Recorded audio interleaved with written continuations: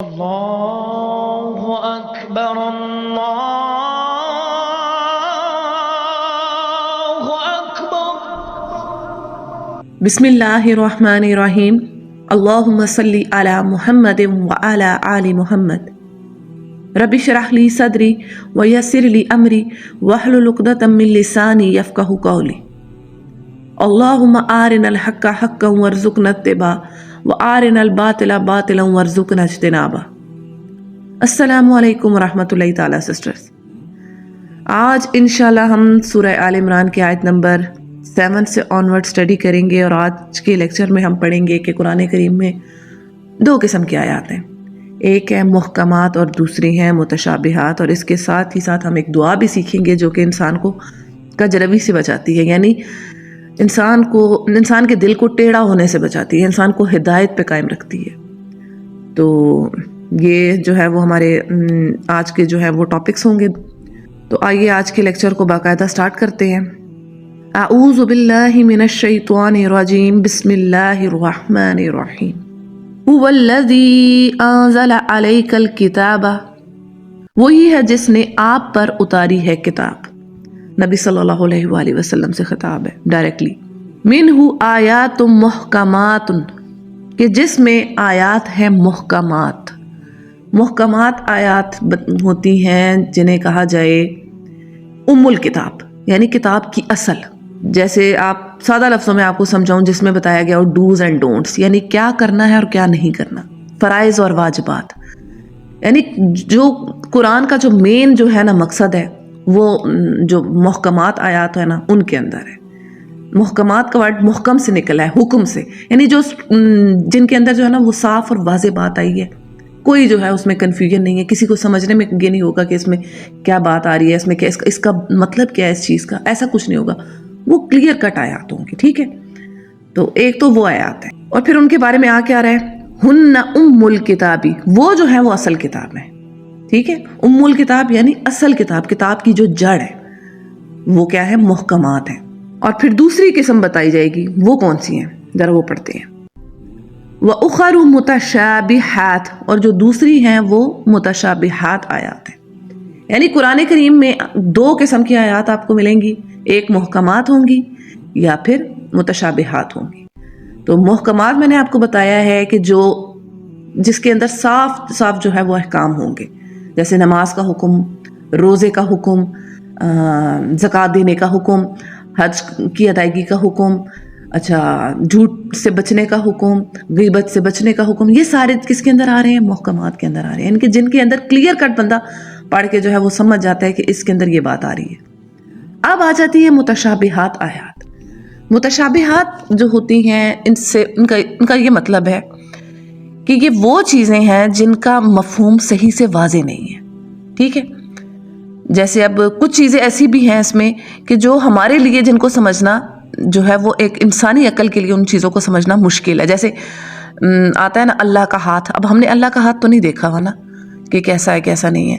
اسی طرح اللہ کی پنڈلی، اچھا جنت اب ہم نے دیکھی بھی نہیں ہے لیکن ہمارا ایمان ہے، دوزخ، ٹھیک ہے، عالم برزخ، فرشتے، یہ ساری وہ چیزیں ہیں جن کے اوپر ہمارا ایمان ہے، لیکن ہم ان کی صحیح سے جو ہے وہ نہیں کر سکتے تعویل کہ اس کا آیا ایگزیکٹ میننگ کیا ہوگا، ایگزیکٹ کیسے ہوں گے، جنت ایگزیکٹلی کیسی ہوگی۔ ابھی اب یہاں بیٹھے ہوئے تو ہم وہاں کی امیجنیشن نہیں کر سکتے نا۔ تو یہ ساری جو چیزیں ہیں یہ کس کے اندر ہیں، یہ متشابہات کے اندر آ جاتی ہیں۔ اور جو فرائض واجبات اللہ پاک نے ہمیں دیے ہیں کہ یہ کام کرو اور یہ نہ کرو، اس چیز جو احکامات ہمیں دیے گئے ہیں وہ سارے کس کے اندر آ جاتے ہیں، محکمات والی لسٹ میں آ جاتے ہیں۔ اور جن چیزوں کا مفہوم واضح نہ ہو وہ کس کے اندر چلی جاتی ہیں، متشابہات کے اندر چلی جاتی ہیں۔ اب بتایا جا رہا ہے آگے، فَأَمَّا الَّذِينَ فِي قُلُوبِهِمْ زَيْغٌ، تو جہاں تک بات ہے ان لوگوں کی کہ جن کے دلوں میں ٹیڑھ ہے، فَيَتَّبِعُونَ مَا تَشَابَهَ، تو وہ پیچھے پڑتے ہیں ان آیات کے جو متشابہ ہیں، یعنی محکمات کو چھوڑ کے وہ کن آیات کے پیچھے پڑ جاتے ہیں، متشابہ آیات کے پیچھے۔ ان کے پیچھے پڑتے کیوں ہیں، ذرا وہ بھی پڑھتے ہیں ہم آگے، وہ بھی اللہ جل شانہ بتا رہے ہیں۔ فَيَتَّبِعُونَ مَا تَشَابَهَ مِنْهُ ابْتِغَاءَ الْفِتْنَةِ، وہ ان کے پیچھے اس لیے پڑھتے ہیں تاکہ فتنہ تلاش کر سکیں، فتنہ پھیلا سکیں، گمراہی پھیلا سکیں، ان کا مقصد یہ ہوتا ہے۔ اور ایک اور مقصد بھی ہوتا ہے، وہ کیا ہے؟ وَابْتِغَاءَ تَأْوِيلِ، اور وہ ان کا معنی معلوم کرنے کے جو ہے نا اس میں ہوتے ہیں، شوق میں ہوتے ہیں، اس کھوج میں ہوتے ہیں کہ ان کا اصل مطلب کیا ہے۔ تو اللہ جل شانہ بتا رہے ہیں کہ جن کے دلوں میں ٹیڑھ ہوگا نا، وہ محکمات کو چھوڑ کر متشابہ آیات کے پیچھے پڑیں گے۔ اب دیکھیں، میں آپ کو ایک مثال دیتی ہوں۔ حضرت عیسیٰ علیہ السلام کے لیے قرآن کریم میں جو ہے نا وہ کلمۃ اللہ، روح اللہ کے جو ہے نا وہ الفاظ آئے ہیں۔ تو اس سے عیسائی جو ہے وہ یہ جو ہے وہ دلیل پکڑتے ہیں کہ معاذ اللہ، اس سے یہ ثابت ہوتا ہے کہ حضرت عیسیٰ علیہ السلام جو ہے وہ اللہ تعالیٰ کے بیٹے ہیں۔ اس کے برعکس قرآن کریم میں جو ہے نا واضح الفاظ میں یہ بات آئی ہے، ان ہوا الا عبد، نہیں ہے وہ صرف اللہ کے ایک بندے ہیں، غلام ہیں۔ اور سورہ آل عمران ہی کی آیت نمبر 59 میں آتا ہے، ان مثل عیسیٰ عند اللہ کمثل آدم، بے شک عیسیٰ کی مثال اللہ کے نزدیک بالکل آدم کی جیسی ہے۔ جیسے اللہ تعالیٰ نے حضرت آدم کو جس طرح پیدا کیا، جس طرح وہ ان کی مخلوق تھے، اسی طرح عیسیٰ بھی جو ہے وہ اللہ تعالیٰ کی ایک مخلوق ہے، ان کی اولاد نہیں ہے۔ تو یہ واضح آیات کو چھوڑ کر ان چیزوں سے جو ہے، ان جگہوں سے جو ہے وہ اپنا جو ہے نا وہ پوائنٹس پکڑ لینا کہ یہاں سے جو ہے اس بات کا یہ مطلب نکل رہا ہے، یہ جو ہوتا ہے نا، یہ وہ ہوتا ہے کہ فتنہ تلاش کرنا آیات کے اندر، اور اپنے جو ہے نا برے مقاصد کو جو ہے وہ پورا کرنا۔ وہ اس طرح ہی سے جو ہے نا وہ قرآن کے جو اس کے تھرو نا لوگ اپنے نا باتوں کی دلیل پکڑتے ہیں، کہتے ہیں کہ جی یہ ورڈ جو ہے نا یہ اس طرح لکھا ہوا ہے اور اس کا یہ مطلب نکلتا ہے، اس کی یہ تعویل ہے۔ تو قرآن جو ہے وہ اس چیز کو جو ہے نا ایسے لوگوں کو جو ہے نا وہ صاف ان کے بارے میں بتا رہا ہے کہ یہ لوگ صرف اور صرف فتنے کی تلاش میں ہوتے ہیں، جو واضح صاف آیات کو چھوڑ کر ان آیات کے پیچھے پڑتے ہیں جن میں معنی جو ہے وہ کچھ ملتا جلتا ہے، متشابہ سا ہے، یا ان چیزوں کے کھوج میں لگتے ہیں جن کے پیچھے لگنے کا جو ہے ان کو کہا ہی نہیں گیا۔ جیسے کچھ لوگ حروف مقطعات کے پیچھے بہت پڑتے ہیں، ان کے پیچھے جو ہے بڑی تباہ آزمائی کرتے ہیں کہ ان کا کیا معنی ہے، کیا مطلب ہے، جبکہ وہ اللہ تعالیٰ نے بتا دیا ہے کہ یہ ان کا جو اصل مفہوم ہے وہ صرف اللہ ہی کو پتہ ہے۔ تو یہ جو ہے وہ اللہ اور اس کے رسول کے درمیان جو ہے کوڈ ورڈز ہیں۔ تو ان چیزوں کے پیچھے انسان کو کیا پڑھنے کی ضرورت ہے؟ ہمیں بتا دیا گیا ہے کیا ہمارے کرنے کے کام ہے اور کیا ہمارے کرنے کے نہیں ہے۔ اچھا، اس سورہ اعراف کی آیت ہے، ہاں آیت نمبر 56، تو اس میں آتا ہے ان رحمت اللہ قریب من المحسنین۔ اچھا، اس آیت سے اس کا ترجمہ میں آپ کو بتا دیتی ہوں، بے شک اللہ کی رحمت قریب ہے محسنین سے۔ تو اس سے کچھ لوگ جو ہے نا وہ قبر پرستی کو ثابت کر دیتے ہیں کہ بے شک اللہ کی رحمت قریب ہے محسنین سے، یعنی کہ جو اللہ کے پیارے بندے ہیں ان کے پاس آپ جائیں، ان سے اپنی دعائیں مانگیں گے تو آپ پر جو ہے وہ ضرور رحمت ہوگی، جو کہ اس آیت کا بالکل ہی ایک جسے کہا جائے نا کہ اس کا معنی یہاں پہ کہ بالکل نہیں بیٹھ رہا۔ حقیقی معنی تو یہ ہے کہ بے شک اللہ کی رحمت قریب ہے محسنین سے، یعنی جو بندہ احسان کے لیول پہ کام کرے گا۔ احسان ہوتا ہے کہ کسی بھی کام کو اس کے بیسٹ لیول پہ پرفارم کرنا۔ ہم نماز پڑھتے ہیں نا، نماز کو بیسٹ جب ہم پرفارم کریں گے نا، بیسٹ قسم کی نماز پڑھیں گے، جیسے آج میں نے بہترین قسم کی نماز پڑھی تو میں نے آج احسان کے درجے پہ نماز پڑھی ہے۔ تو جب کوئی مومن بندہ اپنے کام کو بیسٹ کرتا ہے، نماز کو، روزے کو، حج کو، جو بھی اپنے فرائض ہیں، بندوں کے ساتھ اس کی ڈیلنگز اچھی ہیں، بہت اچھی ہیں، تو وہ کیا ہو جاتا ہے، وہ اللہ کا محسن بندہ بن جاتا ہے اور پھر اس کو اللہ کی رحمت جلد ملتی ہے۔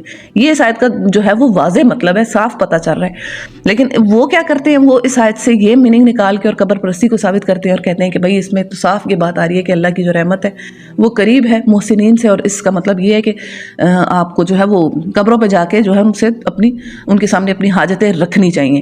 جبکہ واضح جو ہے سورہ فاتحہ میں ہم پڑھتے ہیں ایاک نعبد و ایاک نستعین، ہم تیری ہی عبادت کرتے ہیں اور تجھی سے مدد چاہتے ہیں۔ یہ آیات چھوڑ کے اور ان آیات سے میننگ نکالنا کہ جن کا جو ہے وہ مفہوم جو ہے وہ نہیں واضح ہو رہا، یا جہاں سے جو ہے وہ بات اپنی سائڈ لے جانا، خود بخود مفہوم کو کہاں سے کہاں جو ہے وہ نکال کے لے جانا، یہ جو ہے نا اس کا صرف اور صرف مقصد جو ہوتا ہے وہ گمراہی پھیلانا اور دین کے اندر نئی نئی بدعتیں ڈالنا۔ آپ کو پتہ ہے کہ یہ سارے فرقے بنے ہیں، یہ اسی لیے بنے ہیں کہ وہ آیات کی جو ہے وہ من مانی تعویلیں کر کر کے ایک فرقہ اپنی طرف لے کے جاتا ہے، دوسرا فرقہ اپنی طرف لے کے جاتا ہے کہ یہ اس آیت کا مطلب یہاں سے نکل رہا ہے، اس آیت کا مطلب یہاں سے نکل رہا ہے، اور جہاں واضح حکم لکھا ہوگا اس کو کوئی نوٹ نہیں کرے گا، اس کو کوئی نہیں دیکھے گا کہ جو واضح بات لکھی ہوئی ہے، اور صرف اکا دکا جو کچھ آیات مل جائیں گی تو ان سے اپنا جو ہے نا اپنی جو ہے وہ بات ہے اس کو لوگوں کے سامنے، پبلک کے سامنے رکھیں گے کہ ہاں یہ بات اس طرح سے ہے۔ تو یہ جو چیز ہے نا، یہ صرف اور صرف وہی بات ہے کہ اللہ جل شانہ ان کے بارے میں بتا رہا ہے کہ یہ وہ لوگ ہیں کہ جن کے دلوں میں ٹیڑھ ہے، جن کے دلوں میں شرارت ہے، اور یہ صرف اور صرف اسی اس میں ہے کہ بس ہم اپنا جو ہے نا اپنا مقصد پورا کر لیں۔ آپ کو پتہ ہے سب سے پہلی بدعت جو ہے وہ خوارج نے شروع کی۔ یہ وہ فرقہ ہے جو دنیاوی رنج کی وجہ سے مسلمانوں سے الگ ہوا۔ غزوہ حنین کے موقع پر آپ صلی اللہ علیہ وآلہ وسلم مال غنیمت تقسیم کر رہے تھے، تو ایک شخص نے کہا کہ اللہ کے رسول آپ نے انصاف نہیں کیا۔ تو اس پر آپ صلی اللہ علیہ وآلہ وسلم نے فرمایا کہ اگر میں انصاف نہیں کرتا تو پھر کون انصاف کرے گا؟ تو اس پر صحابہ کرام کو بھی جو ہے وہ غصہ آیا۔ تو حضرت عمر فاروق رضی اللہ عنہ نے رسول اللہ صلی اللہ علیہ وآلہ وسلم سے درخواست کی کہ آپ مجھے اجازت دیں تو میں جو ہے اس کو مار ڈالوں گی۔ اس نے آپ صلی اللہ علیہ وآلہ وسلم سے یہ کہا ہے کہ آپ نے انصاف نہیں کیا، یعنی اللہ کے رسول پر بھروسہ نہیں ہے۔ تو یعنی کہ وہ پھر ایسا شخص ہے کہ جس کو لگ رہا ہے کہ میں زیادہ جو ہے وہ ٹھیک ہوں اللہ کے رسول سے، معاذ اللہ۔ تو اس پر آپ صلی اللہ علیہ وآلہ وسلم نے فرمایا کہ نہیں، جانے دو اس کو۔ اور پھر آپ جب وہ شخص چلا گیا تو آپ صلی اللہ علیہ وسلم نے فرمایا کہ اس کی جنس سے ایک ایسی قوم نکلے گی، ٹھیک ہے، آپ بڑا غور سے سنیے گا آپ لوگ، یہ صحیح مسلم کی روایت میں آپ کو سنا رہی ہوں، 1066 نمبر پہ ہے انٹرنیشنل نمبرنگ کے حساب سے۔ آپ صلی اللہ علیہ وسلم نے فرمایا کہ اس کی جنس سے ایک ایسی قوم نکلے گی کہ تم لوگ اپنی نمازوں کو ان کی نمازوں کے مقابلے میں کم سمجھو گے، ٹھیک ہے، اور اپنی قرآن خوانی کو ان کی قرآن خوانی کے مقابلے میں حقیر سمجھو گے، اور وہ دین سے اس طرح نکل جائیں گے جس طرح تیر شکار سے نکل جاتا ہے، یعنی شکار سے جیسے پار ہو جاتا ہے نا تیر، اس طرح یہ لوگ دین سے نکل جائیں گے۔ تم جہاں ان کو پاؤ ان کو قتل کرو، ان کو قتل کرنے کا بڑا ثواب ہے۔ یعنی یہ خوارج تھے، اور پھر بعد میں حضرت علی رضی اللہ عنہ نے جو ہے وہ نہروان کے موقع پر ان کو قتل کیا بھی تھا۔ تو بیسکلی سٹارٹ اسی طرح سے ہوتا ہے کہ جب بدعت کوئی نئی، اور پھر بعد میں لوگوں نے بہت ساری بدعتیں جو ہیں وہ دین کے اندر جو ہیں وہ ڈال لی تھی۔ تو بدعتیں یہیں سے آتی ہیں کہ من مانی تعویلیں کرنا، من مانی تحریفیں کر کے، ترجمے کے اندر تو ان کو نہیں ملتی گنجائش، پھر اپنی وہ جو ہے وہ اس کے اندر تفسیر کے اندر اپنی یا اپنے اس کے اندر جو ہے وہ یہ کر لیتے ہیں، کہتے ہیں کہ ہاں بھائی سچ یہ جو ہے یہ میننگ نہیں کر رہا ہے۔ تو اس سے کیا ہوا، مختلف فرقے جو ہے وہ بنے ہیں، اور پھر آج امت کا یہ حال ہے کہ کوئی جو ہے وہ ایک پیج پر آنے کو تیار ہی نہیں ہو رہا۔ اچھا، اس پر میں آپ کو ابن ماجہ کی روایت جو ہے نا وہ میں یہاں پہ کوٹ کرنا میں سمجھتی ہوں بہت ضروری ہے، 3992 نمبر ہے۔ آپ صلی اللہ علیہ وآلہ وسلم نے ارشاد فرمایا، یہود 71 فرقوں میں بٹے، جن میں سے ایک جنتی اور 70 جہنمی، یعنی ایک فرقہ ان کا ٹھیک تھا جو واقعی جو تھے وہ تورات پر عمل کرنے والے تھے، جو واقعی شریعت موسوی کو ماننے والے تھے، جو واقعی شرک کرنے والے نہیں تھے، اور جو واقعی انبیاء کو قتل کرنے والے نہیں تھے۔ پھر اسی روایت میں آپ صلی اللہ علیہ وسلم نے فرمایا کہ یہ نصارہ جو ہیں وہ 72 فرقوں میں تقسیم ہوئے، یعنی 72 میں، جن میں سے ایک جنتی اور 71 جو ہیں وہ جہنمی ہوئے۔ یعنی جو صحیح حضرت عیسیٰ علیہ السلام کی جو تعلیمات تھیں، حضرت عیسیٰ علیہ السلام ظاہر سے بات ہے حضرت موسیٰ علیہ السلام کی جو تورات تھی اسی کو لے کر آئے تھے، اسی کو انہوں نے جو تھا اسی کو سامنے پیش کیا تھا۔ یعنی جو صحیح میں حضرت عیسیٰ علیہ السلام کو ماننے والے تھے اور ان کو اللہ تعالیٰ کا بیٹا نہیں کہنے والے تھے، وہ جو فرقہ جو ہوگا وہ جنت میں جائے گا، اس کے علاوہ باقی نصارہ کے سب فرقے بھی جہنم میں جائیں گے۔ اور پھر آپ کو پتہ ہے آپ صلی اللہ علیہ وآلہ وسلم نے ارشاد فرمایا، قسم ہے اس ذات کی جس کے ہاتھ میں میری جان ہے، میری امت 73 فرقوں میں بٹ جائے گی، جن میں سے ایک جنتی ہوگا اور 72 جہنم میں ہوں گے۔ تو اس پر صحابہ کرام نے پوچھا، یا رسول اللہ وہ کون لوگ ہوں گے جو جنت میں جائیں گے؟ تو آپ صلی اللہ علیہ وآلہ وسلم نے فرمایا، الجماع، یعنی جماعت۔ کون سی جماعت؟ اور ایک اور روایت میں آتا ہے، اس سے آپ کو زیادہ کلیئرلی سمجھ آ جائے گا کہ وہ جو میرے اور میرے صحابہ کے طریقے پر ہوں گے۔ تو یہ اب ہر کوئی اپنے آپ کو دیکھ لے، میں اپنے آپ کو دیکھوں، آپ اپنے آپ کو دیکھیں، ہر بندہ اپنے آپ کو جج کرے۔ ہر ایک کے لیے کویشچن ہے یہاں پہ کہ میرا طریقہ کار کہاں پہ ہے، میرا طریقہ کار کیا قرآن اور سنت پر ہے؟ کیا میری نماز پڑھنے کا طریقہ ایسا ہی ہے؟ کیا میرا روزہ رکھنے کا انداز، کیا میں جو بھی عبادات کر رہا ہوں کوئی A to Z جتنا بھی میرا ہے، ٹھیک ہے، کیا میرے عقائد قرآن کے اکارڈنگ ہے؟ ٹھیک ہے، لوگوں کے تو عقائد میں بھی جو ہے نا بہت ساری جو باتیں ہوتی ہیں وہ ہوتی ہیں، مسٹیکس ہو رہی ہوتی ہیں۔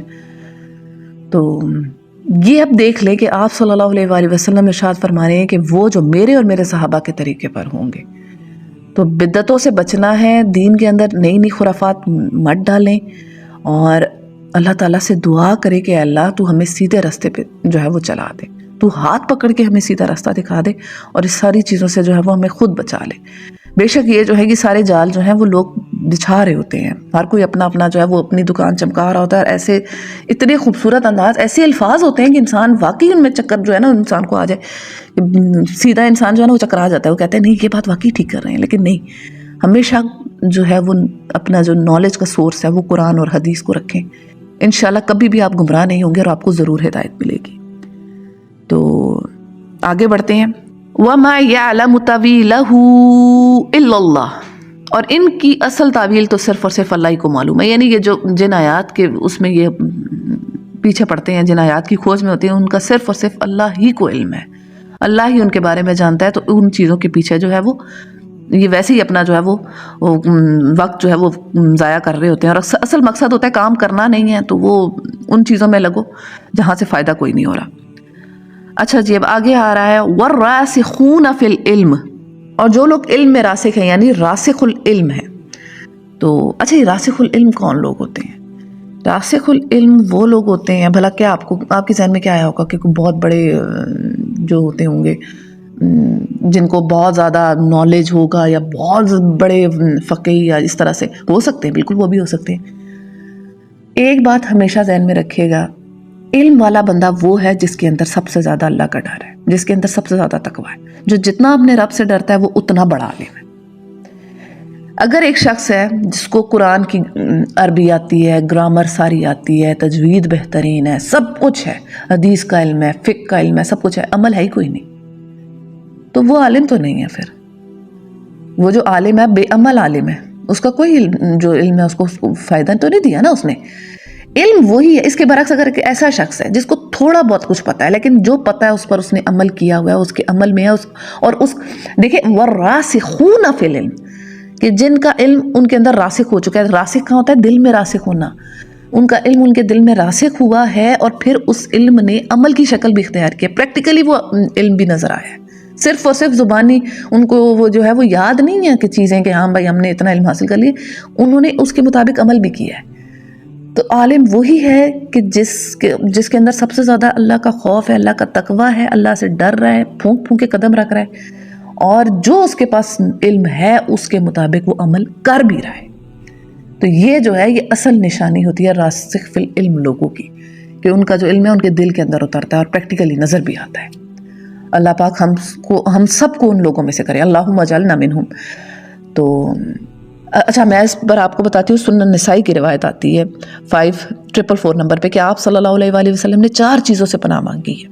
من علم لا ينفع، ایسے علم سے کہ جو نفع نہ دے، ومن قلب لا یخشع، ایسے دل سے جس میں اللہ کا ڈر نہ ہو، جس میں اللہ کی خشیت نہ ہو، جو اللہ سے خوف نہ کھائے، ودعاء لا يسمع، ایسی دعا سے جو سنی نہ جائے، ونفس لا تشبع، اور ایسے نفس سے جو کبھی سیر نہ ہو۔ یعنی 4 چیزوں سے اللہ کے نبی صلی اللہ علیہ وآلہ وسلم پناہ مانگ رہے ہیں۔ پہلی ایک ایسے علم سے جو نفع نہ دے، ایسی دعا سے جو سنی نہ جائے، ایسے دل سے جس کے اندر اللہ کا خوف نہ ہو، اور ایسے نفس سے جو کبھی سیر نہ ہو۔ میرے نبی نے پناہ مانگی ہے، اور ہمیں بھی ان سب چیزوں سے پناہ مانگنی چاہیے۔ ابن ماجہ کی روایت میں آپ کو یہاں پہ سناتی ہوں، اور اس دعا کو اب آپ لوگوں نے یاد کرنا ہے، بڑی امپورٹنٹ دعا ہے۔ 925 نمبر پہ ہے کہ آپ صلی اللہ علیہ وآلہ وسلم نے یہ دعا جو ہے وہ آپ بہت پڑھا کرتے تھے۔ وہ دعا کیا ہے؟ اللہم انی اسألک علما نافعا ورزقا طیبا وعملا متقبلا، اے اللہ میں تجھ سے سوال کرتا ہوں نافع علم کا، اس عمل کا جو تیری بارگاہ میں مقبول ہو، اور پاک اور طیب رزق کا۔ تو یہ دعا جو ہے وہ ہمیں بھی یاد کرنی چاہیے، اور اپنے صبح شام کے اذکار میں اس کو پڑھ لیا کریں آپ لوگ۔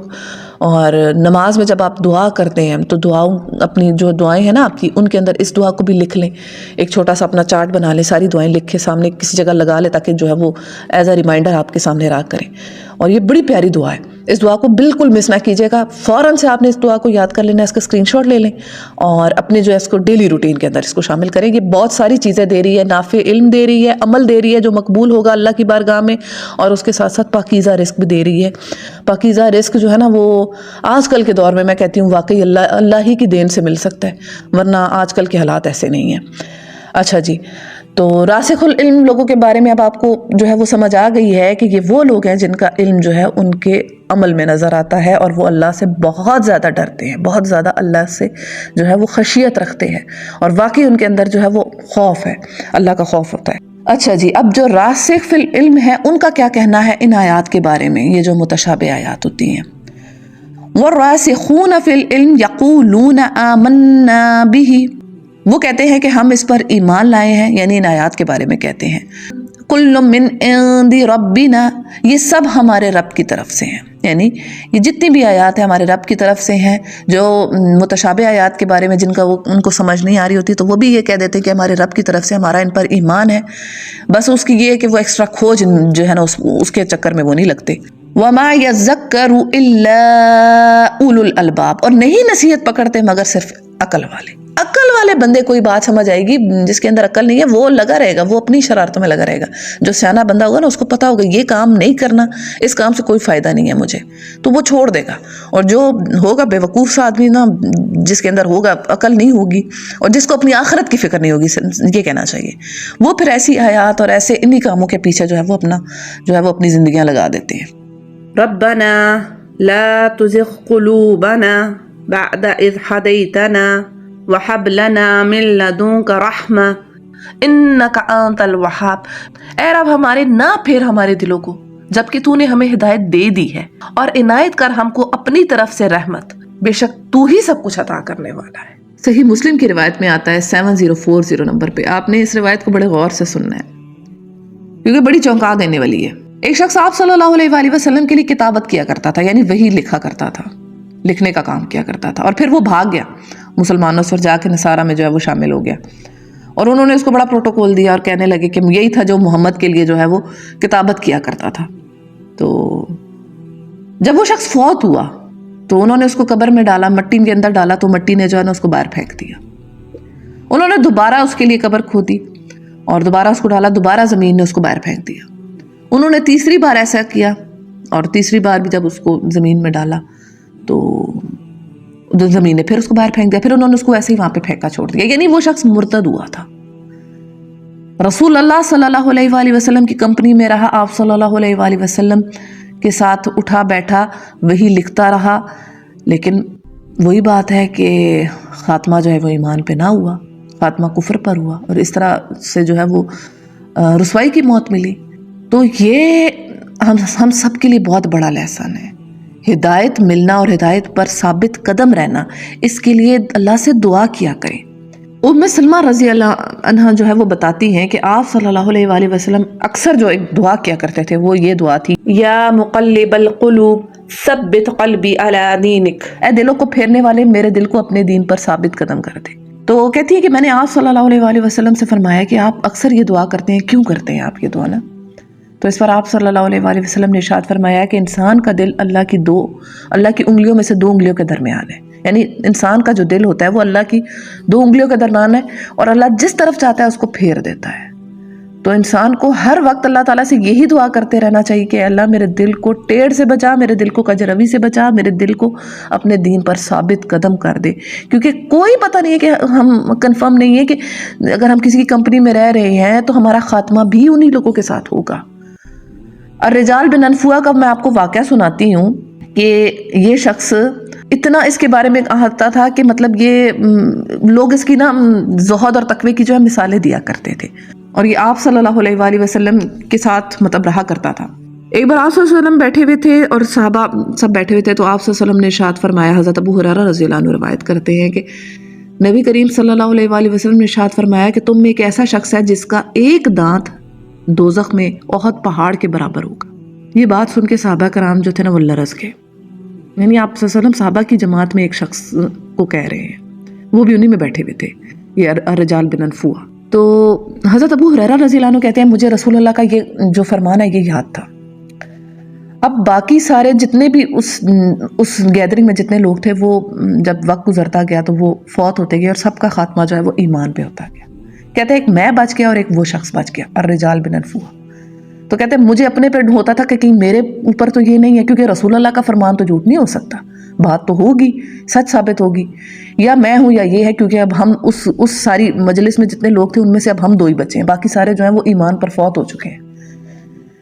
تو ہوتا کیا ہے کہ حضرت ابو بکر صدیق رضی اللہ عنہ کے دور میں مسلمہ کذاب کا جو ہے وہ فتنہ اٹھتا ہے، جس نے جھوٹی نبوت کا دعویٰ کیا.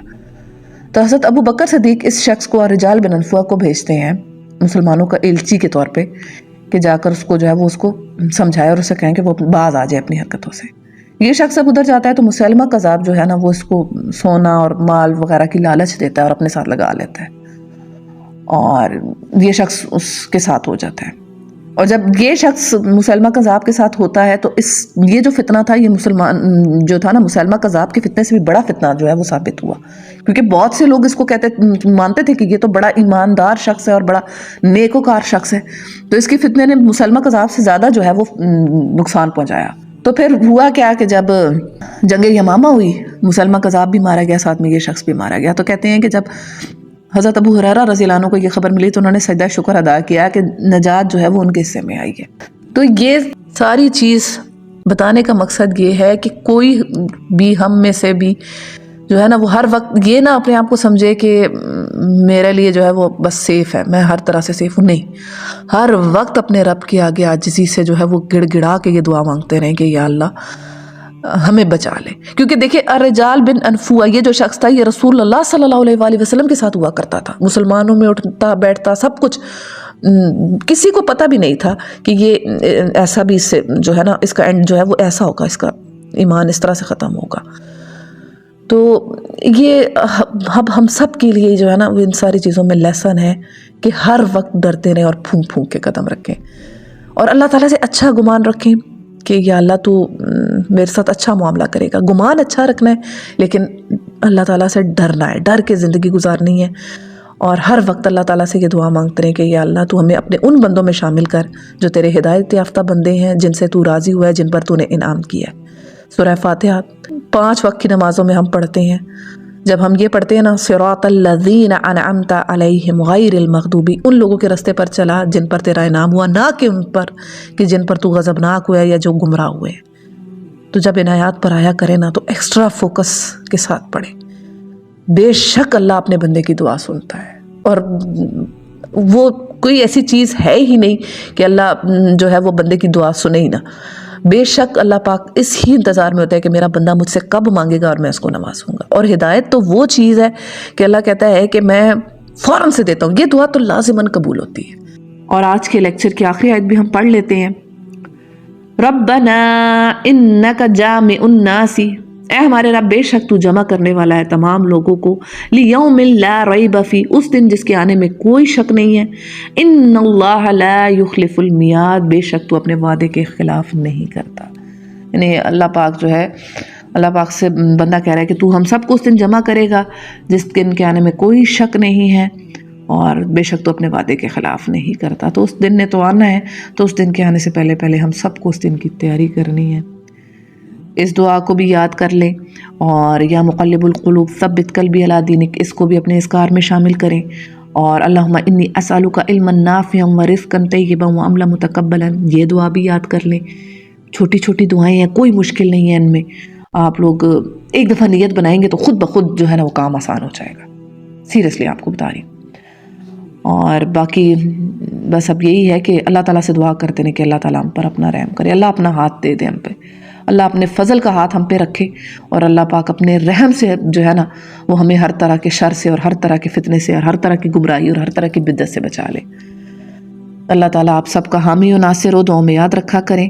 السلام علیکم ورحمۃ اللہ تعالیٰ.